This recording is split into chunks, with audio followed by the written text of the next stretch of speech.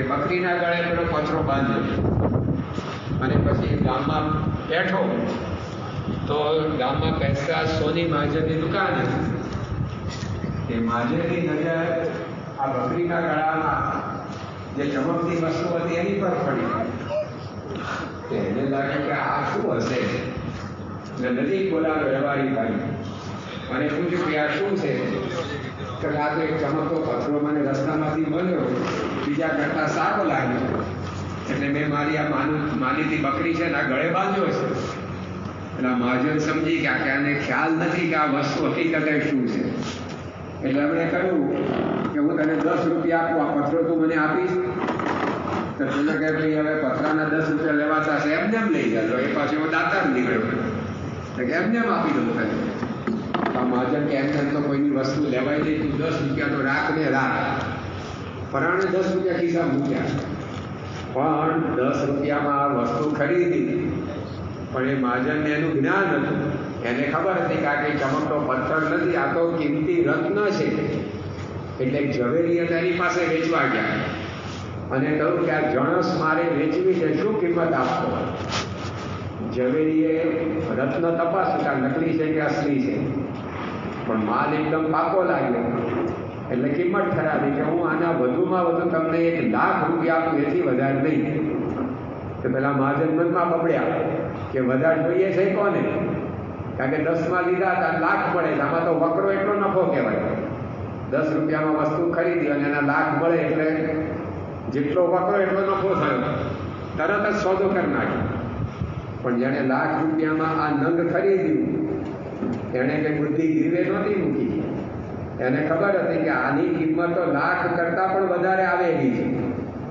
એટલે એક મોટા ઝવેરી હતા એની પાસે વેચવા ગયા અને ત્યાં જઈને કહ્યું કે આ વસ્તુ વેચવી છે, શું કિંમત આપશો? તો આ ઝવેરીએ કિંમત ઠરાવી કે ભાઈ આના વધુમાં વધુ તમને કરોડ રૂપિયા આપું.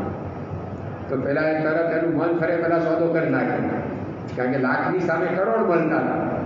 આવો ધંધો પણ જતો કરે. એટલે તરત જ 99 લાખ રૂપિયાનો ફાયદો ગજવામ ગાડીને ઘેર આવી ગયા. પણ જેણે કરોડ રૂપિયામાં આ હીરો ખરીદ્યો એનો કંઈ ઉપલો માળ ખાલી નહોતો. એને ખબર હતી કે આ તો કરોડ કરતાં પણ વધારે કિંમતનું રત્ન છે અને જેવો તેવો હશે ને તો એને ખરીદી પણ નહીં શકે. એટલે કોઈ ખમતીદર ખરીદનારો હોય એની પાસે મારે જવું પડશે. એટલે એક મોટા શાહુકાર હતા, એની ચારેય દિશામાં શાખ પ્રસરેલી, ખ્યાતિ પ્રસરેલી. એની પાસે આ વેચવા માટે ગયા અને કહ્યું કે આ રત્ન મારે વેચવું છે, શું કિંમત આપશો? તો ભગવાનનું કરવું કે શાહુકાર બહાર ગયા, એમનો છોકરો પેઢી ઉપર બેઠો હતો. તો દીકરાએ કિંમત લગાવી કે તમે આ વેચવા આવ્યા છે એની કિંમત તમને શું આપું, પણ એક કામ કરો, અમારો આખો ખજાનો જર ઝવેરાથી ભરેલો છે, તમે 100 મજૂર લઈ આવો અને 100 મજૂર ભેગા થઈને પાવડા વડે સૂર્ય ઉગે ત્યારથી આથમે સુધી જેટલું આ ખજાનામાંથી બહાર ખેંચી કાઢે દ્રવ્ય, એટલી આ રત્નની કિંમત. હવે આ કિંમત જ્યાં ઠરાવી તો જે પેઢી ઉપર ગુમાસ્તા નોકર ચાકર બધા કામ કરતા હોય એ પેલા દીકરાને સમજાવવા લાગ્યા કે ભાઈ 2 દાડા ખમી જાઓ, બાપુજીને આવી જાઓ તો પછી સોદો કરજો, એટલી કંઈ ઉતાવળ નથી. આમ બધું આ રીતે પેલા છોકરાને વારવા માંડે, કારણ કે બધાને શું કે ગમે તેટલું કિંમતી રત્ન હોય પણ આટલું બધું કિંમતી તો ના હોય. 100 મજૂર વાળા પાવડા લઈ અને મોટે ખજાનો ખાલી કરવા સવારથી સાંજ સુધી તો ખજાનાનું તળિયું દેખાડી દે. આટલું મોંઘું રત્ન હોતું હશે કોઈ દિવસ. એટલે પછી આ પ્રકારે બધા એને છોકરાને ના પાડે. પણ દીકરો એકનો બે ન થયો. એને કહ્યું કે ના, મેં જે કિંમત લગાવી બરાબર જ છે. તો જે પછી વેચવા આવેલો કે બાકી રાખે એ ઉપડ્યો સીધો બજારમાં અને ત્યાંથી 100 મજૂર ભેગા કર્યા અને એકદમ હૃષ્ટપુષ્ટ, આમ ટેટા મેટા જેવા નહીં, કારણ કે આ કપચી કાકરા નહોતા ખેંચવાના પાવડા વડે, આ તો નગદ નાણું ઉછેડવાનું હતું. એટલે એક પાવડે આમ 5-5, 7-7 કિલો ઉઠાઈને ફેંકી દે એવા બળિયા મજૂરો ભેગા કર્યા. બધાની એક મિટિંગ કરી, એમાં આવતીકાલે કામ જે કરવાની સમજૂતી આપી, પણ એમાં એક કડક સૂચના આપી કે કાલે સવારે એકવાર નાસ્તા પાણી કરીને કામે ચડ્યા, સાંજે સૂર્ય આથમે ત્યાં સુધી કોઈએ ખાવા પીવા માટે તબલા બબલા ખોલવા જ નથી. કારણ કે ઘણી વાર આવા બધા શ્રમજીવી હોય તો એને બીડી પીવાની ટેવ હોય. તે હવે 2-3 કલાકે બીડીઓ પીવા માટે 5-5 મિનિટ કાઢે તો કેટલો લોસ જાય. પછી બપોરે 12-2 વાગે ટિફિન ખોલે, એમાં અડધો કલાક કાઢે.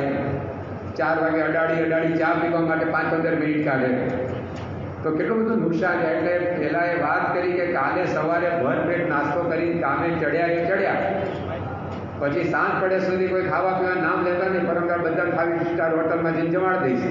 પણ કાલનો દાડો જાળવી લેજો. અને બધા સાબદા થઈ ગયા.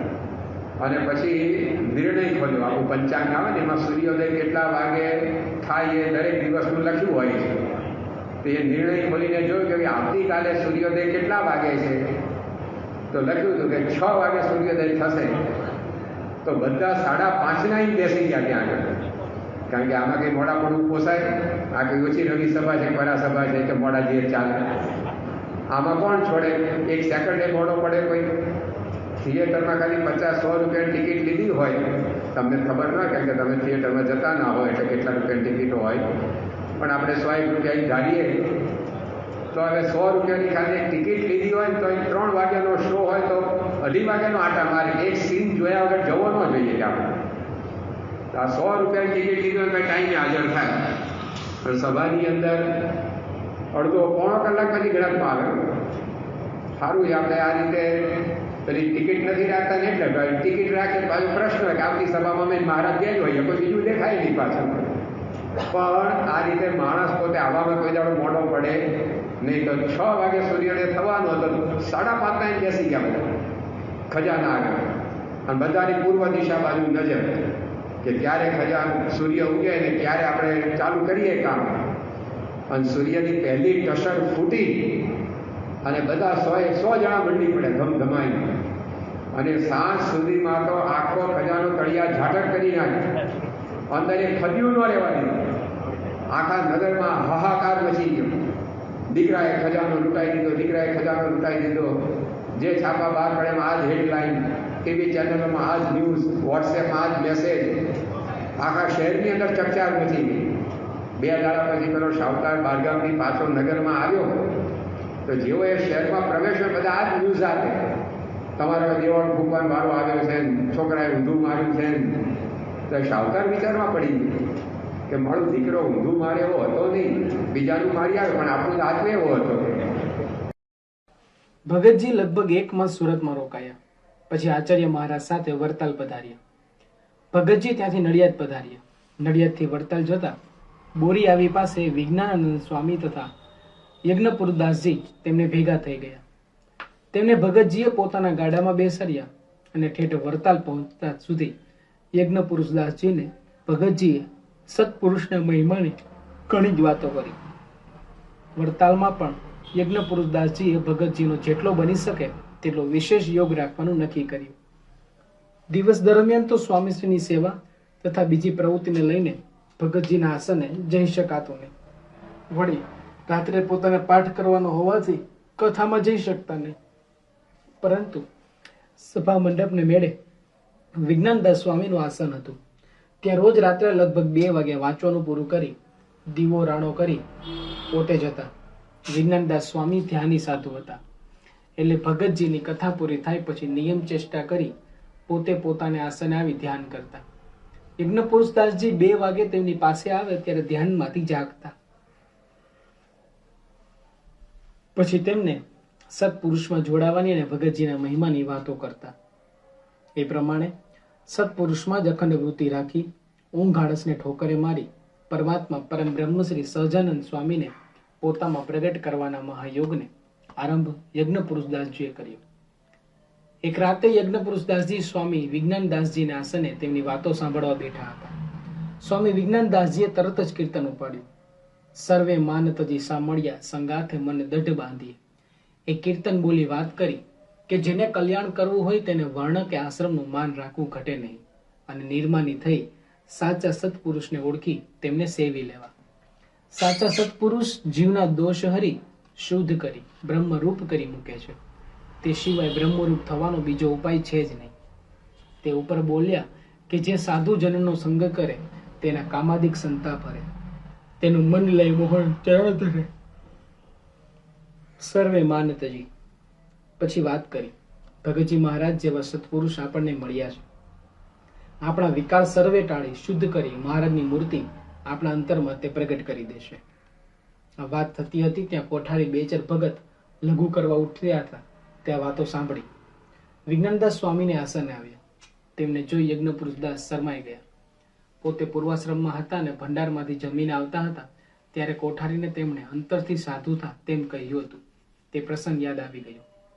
કોઠારી પણ તેમની મૂંઝવણ સમજી ગયા અને ઉઠ્યા, પણ એટલું કહ્યું કે મારે આસને આવજો. એક ચક્રે નિયમન કરતા આદિ કોઠારી ગોવર્ધનભાઈના જમણા હાથ સમા કોઠારી બેચર ભગતની પ્રતિભાનો યજ્ઞ પુરુષદાસજીને ખ્યાલ હતો. તેમની સાથે વાત કરવી હોય તો મોટા મોટા સાધુઓને પણ વિચાર થઈ આવતો, પરંતુ આ નાના સાધુની પ્રતિભા જોઈ તેમને તેઓ વારે વારે બોલાવતા એ પણ એક મોટું આશ્ચર્ય જ હતું. યજ્ઞ પુરુષદાસજી પણ વિવેકની મૂર્તિ હતા. તેઓ બપોરે તેમને આસને ગયા. કોઠારીએ તેમને સત્પુરુષના મહિમાની અને મહારાજ સત્પુરુષ દ્વારા જ સદા સત્સંગમાં પ્રગટ હોય છે તે ઉપર ઘણી વાતો કરી અને ભગતજીનો મહિમા પણ કહી.